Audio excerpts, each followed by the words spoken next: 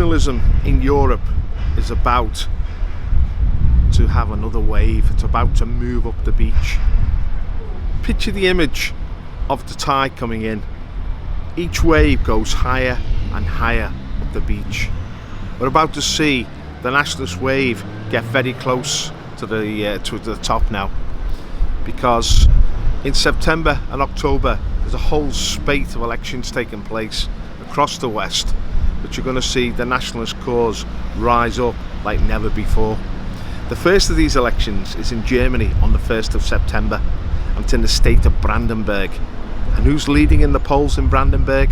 The AfD, the Alternative for Deutschland. They're going to have another significant breakthrough.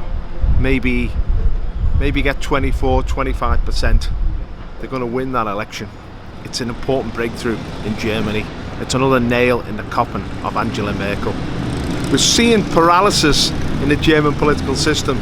We're seeing Angela Merkel fail to assert herself as leader of the free world, as she proclaimed herself to be when Donald Trump was elected. She was anointed as the successor, the globalist successor, but of course she's failed abysmally. We call her Shaky Angie now. She's lost her touch. She is a sign of the weakness and the paralysis that has enveloped the West now, enveloped the globalists, and the nationalists are coming in to push them aside. We're going to see that in Brandenburg. Of course, we're seeing in Italy now with Salvini. He is asserting himself there, and there's likely to be a general election in Italy in the near future in which La Liga, the nationalist force, is going to sweep all before it. It's going to be a wave that's going to go right to the top of the beach. Matteo Salvini, the future Prime Minister of Italy. I don't think there's any force that can stop him now. We're talking about an alliance between the Socialist Party Democrazia and the Five Star Movement to block Salvini. It's not going to work. Salvini is immensely popular in Italy because he's about the reawakening of Italy, risorgimento, resurgent, a renaissance, a rebirth of Italy. And this is what people want. They want their nations to be reborn. They want their identity to be re-established. They're sick of being attacked and overwhelmed by globalism. We want to be respected as belonging to separate nations. Salvini is about that. The AfD is about that. And of course, there are other elections. In Canada, Justin Trudeau is going to face the electorate in October, and he's now facing corruption allegation after corruption allegation, which is being shown to be true.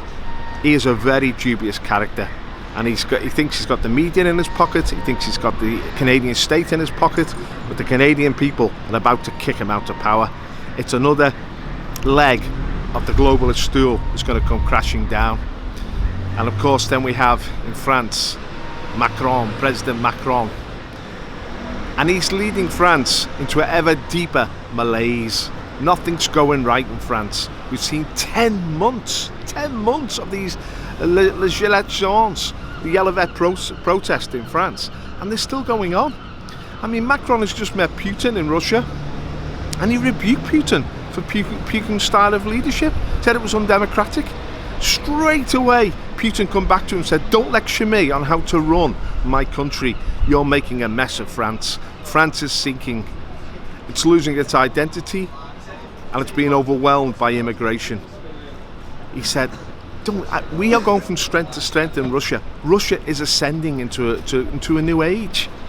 I mean, Putin is just coming up to his 20th anniversary in power, and he's established power in Russia on the Tsarist basis, which was three things: orthodoxy, the Orthodox Church; autocracy, strong man at the centre; nationality, a sense of patriotism, of Russian patriotism. We've seen a rebirth in Russia.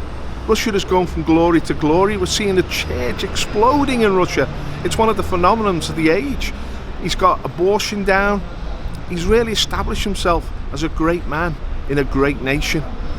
And this is pushing the globalist opposition away again. This is another wave of nationalism coming in from the east, because in October we've got elections in Poland as well, and the Law and Justice Party is going to wipe the floor with the opposition once more there. They're really established as the government party of Poland. Now, From the West, they've tried to introduce the whole homosexual agenda. We've seen these gay pride marches in Polish cities. The Poles are not happy with them. They say, we stand for the family, we stand for children, we stand for wholesome sexual relationships. We don't want these agitators coming into our country. And that's become an electoral issue. What you're seeing in the east of Europe is they've rejected the globalist morality of the West, the globalist ideology. They're saying it's flawed, they're saying it's satanic and destructive.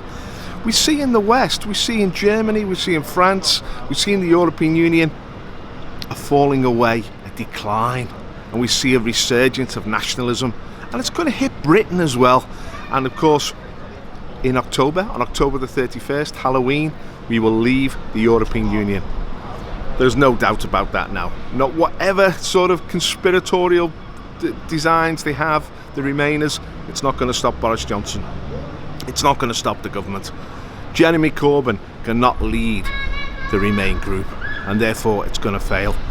And therefore, we're going to see Britain as an independent nation again, breaking away from this failing EU, allying itself more strongly with the United States. What will follow the October the 31st departure is a general election, probably on November the 7th. And I think Boris Johnson is going to win by a landslide, because we've heard Corbyn's speech recently, what he offers to the nation. More rights for the minorities, more power for the minorities, this is Islam. More taxes on the hard-working people of this country, more waste on the public sector. It's the same old Labour Party, tax and squander, tax and waste, steal and waste our money. No, we don't want that. Only those who benefit from the Labour Party are going to vote for that. So I see something dramatic happening in Britain. I see a reawakening of Britain about to take place. And this is part of this nationalist wave which is coming further and further up the beach. And it's all going to be crowned in 2020 with the American presidential election. Because not only is Britain going closer to America, but America is going to rally round Donald Trump. Believe me, he's more than shoe-in to win re-election. The Democrats are in free fall. They've got a great party machine, but they've got no ideas and they've got no leaders. They're not going to win the American people to them. And Donald Trump is going to be voted in again as the president, as the leader of the whole world, the leader of the Western world. And this nationalist tide is going to be so strong in 2020 that we're going to come to the year of victory against globalism. The globalist menace which has dominated us for so long and seemed victorious is about to face defeat. Be confident of that. Be positive, because the nationalists are going to triumph in the near future. I would just like to say thank you to all those people who've donated towards the cost of the new equipment. We've bought a new camera, and towards our expenses, and to all those who have subscribed to our channel. Don't forget, if you're a new viewer, push the subscription button, push the bell, and if you would like to make a donation, there's a PayPal link in the description. Thank you.